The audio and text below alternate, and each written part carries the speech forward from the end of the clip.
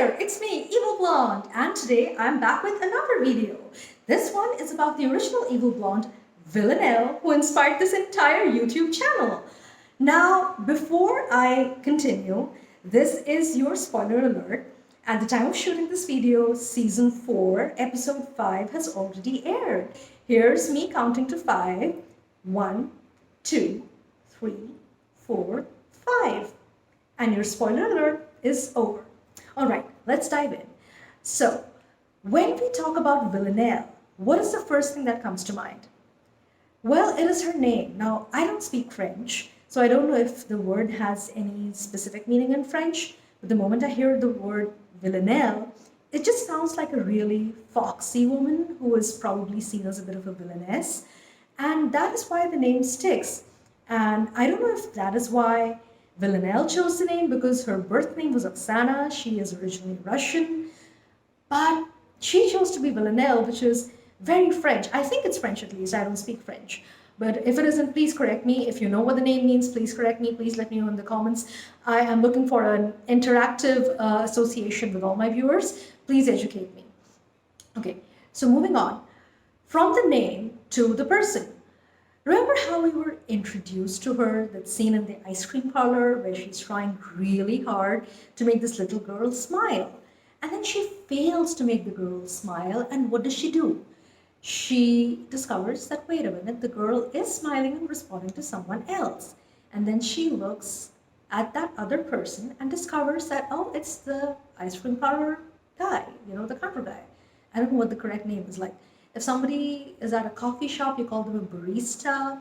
What do you call somebody who sells you ice cream at an ice cream parlor? Again, please educate me in the comments. I am so dumb. No, I wouldn't call myself dumb. I think we all need to have a certain amount of self-esteem and stop using negative words for ourselves. And that is one of the things that I love about Villanelle. That although she's had this whole introspective journey of sorts, she hasn't tried to undermine herself or see herself as bad. Different, maybe.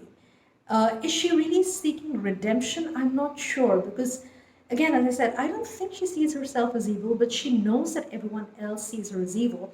And that's why she's had this whole arc, which wasn't very evident in Season 1. What is it about Season 1 Villanelle that stands apart? Again, going back to the scene in the ice cream shop, she discovers that this ice cream parlor guy is smiling at the girl, but he's showing his teeth. And it's a big smile, and it's seen as more genuine, which is why the girl responds to him. So she copies that, and this time, while smiling, it's not one of those smiles, it's one of those smiles. And that's what gets the girl to react, and the girl smiles back at her. And once Villanelle has accomplished this objective, she proceeds to walk away from her table, and in the process, she knocks over the ice cream over the little girl. Remember the scene? Yeah, that is how we're introduced to how Villanelle is as a person. I don't think it's meant to show that she hates children. I think it's just meant to show that she is concerned only with things that make her happy. Does that make her self-centered? Of course, it's Villanelle. She is all about herself, things that make her happy, and that is what determines her journey over the various seasons and the years as well. What makes her happy, how she gets bored, how she wants to do new things. Even the style of her killings in the initial seasons, there's this panache to it. If you remember the killing in Tuscany, again, I'm not supporting murder or anything. Okay, we are looking at her as a fictional character. Let's please get that straight. I do not support murder or killing or anything that is even remotely coming close to breaking the law. We are talking right now about Villanelle, the fictional character. So from that point of view, her killing in Tuscany, it had a certain flair, a certain panache. In fact, it gets mentioned more than once in the show, how she used that hairpin of hers. And should I even say this on YouTube? No, I'm not going to describe it. You've all watched it. You know what I'm talking about. It's the killing in Season 1, Episode 2. That was something that shows how much she enjoys her work. Then, even if you look at the other initial kills in the show, whether it was that Chinese diplomat in that kinky parlor, I don't know what it was called, but where she pretends to be a nurse and does things to him that he wants. and then poisons him with carbon monoxide. That was horrible, but it again showed that she was dedicated to her craft and this is what she wanted to do and this is how she chose to do it. So a lot of her initial kills showcased her choices, her style, her flair. And that is something that started becoming, I wouldn't say scarce in the later seasons, but there it's more about in the moment what she can do, what she can get her hands on, how she can quickly end things and move on. They don't have that premeditated quality to it. Some of them do, not all of them do. So, for the purposes of this video, I'm going to stick predominantly to season 1 and parts of season 4. So, coming back to season 1, Villanelle. These killings, I think something she hasn't felt before. She starts feeling it the moment she lays eyes on Eve in that scene in the bathroom in the hospital. And initially, I think she's trying to uh, maybe impress Eve and draw her attention because she either sees a worthy adversary or she sees this partner with whom she can have an adversarial relationship. She finally sees someone who sees her and she appreciates that. She wants that attention. She likes that attention. That is not to say she suffers from low self esteem. I don't think she does. But I mean, who doesn't like a little bit of attention, especially when it's, from someone you like? And when I say like, I mean someone you're attracted to. We're all attracted to different people, men, women, non binary, transgender people, to each their own. And it's nice when your attentions are reciprocated. And when Villanelle realizes that Eve is paying attention to her, she does get a little more flamboyant in her kills. If you remember that kill in the ladies' bathroom, the one that involved perfume, again, I'm not going to describe it because uh, there's a certain inhumanity to killing, and I do not wish to, uh, you know, give it any more value than it deserves. I think inhumanity of all kinds should be condemned. Having said that, this is the fictional character once again. And that kill was something that made it very evident that the killer was a woman. And this was only after Villanelle realizes that Eve is looking for her, and Eve is the only one who has figured out that the killer is a woman. And that's when she goes out of her way to, prove it. That, okay, yeah, I know. Only a woman could have accessed the women's bathroom. And so here's proof the killer is a woman. Now come find me. And I think that is where the relationship began. I'm going to touch upon Eve and Villanelle's chemistry here for a bit. And I know I'm going to ruffle a lot of feathers when I compare it to Mulder and Scully. There, I said it. David Duchovny and Gillian Anderson are clearly the reigning god and goddess of chemistry. I think they've had the greatest chemistry of all time. I know a lot of people would disagree with that as well, but there are more people who would agree with that than disagree. Having said that, I think Sandra Oh and Jodie Comer came very close during this show. And I think it had more to do with the two characters still not knowing what they want. I mean, at the beginning of the show, one presumes that Eve is, a cisgender heterosexual female. And it has been established very early on that Villanelle is definitely someone who has had sexual relationships with people of all genders. We see her with men, we see her with women. She is very comfortable with it all. And that is something that also adds to her charm. That confidence, that knowledge of knowing what she wants and going after it. And that is probably what also adds to her journey as she pursues Eve. Because at the end of the day, this is a very twisted and a very dark and bloody version of a love story. Now, had one of them been a man, maybe we wouldn't have been talking about it like this. Let's be honest, when it comes to a man pursuing a woman like that, things tend to appear at least a lot creepier, a lot more dangerous, and you get those vibes that nobody wants to get. But here there are two women, and I'm not saying it justifies the murder and all of that, but it adds a different dynamic. I'm not saying it's a good dynamic, but it's a different dynamic. And from the point of view of a show. I think it's very interesting.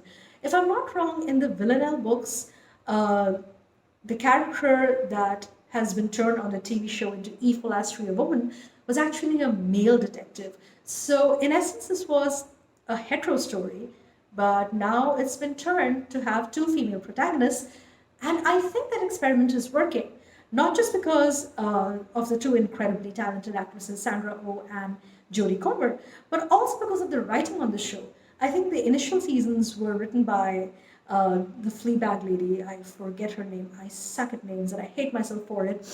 Please remind me in the comments who that is. But the writing was brilliant.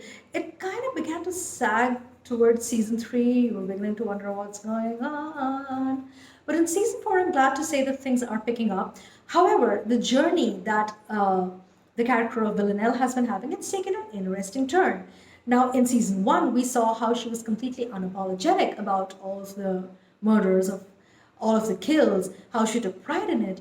In season four, she's having this introspective journey.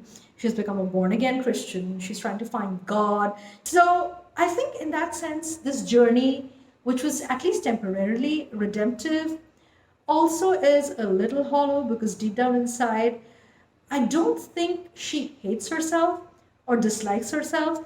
She just thinks she needs to become more like Eve for Eve to like her. Now I'm going to take you back to season 1, episode 8, where Eve finally breaks into Villanelle's apartment and they're having this conversation where Eve asks her, what does Villanelle want? And she says she wants pretty much what everyone wants. She wants a nice flat, a fun job, and someone to watch movies with. So, in that sense, I don't know if that was true or if that was real or if she was just saying that to, impress Eve, who she saw as someone who was her equal, but also someone who was her better version in some way. Better, not because she had more skills, but better because she was seen as quintessentially good and Villanelle was seen as quintessentially evil. So, again, there may or may not be 100% truth when it comes to what Villanelle said to her, but she certainly enjoyed her money. I mean, her apartment wasn't modest by any means. She had the most amazing clothes. She had, she had a job she enjoyed, let's put it that way. And what happens in the later seasons is you begin to realize that maybe she's not enjoying the job anymore. And is it because of Eve? Now, Eve seems to be the trigger in this case, certainly.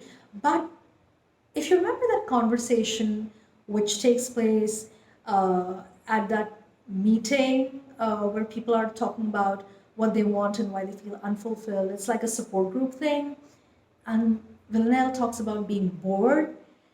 It is true because throughout season 2 and even season 3, there are bits where Villanelle says, I'm bored, I'm bored, I'm bored. I'm sure if we had a drinking game of Villanelle saying, I'm bored, or if somebody's made a supercut or an edit of it, please share a link in the comments. I'd love to watch that. So it begins to show that maybe it isn't just Eve who is changing Villanelle. It's probably because Villanelle has accomplished what she's always wanted to as a killer. She knows she's brilliant, she's excellent at her job, but now she's bored.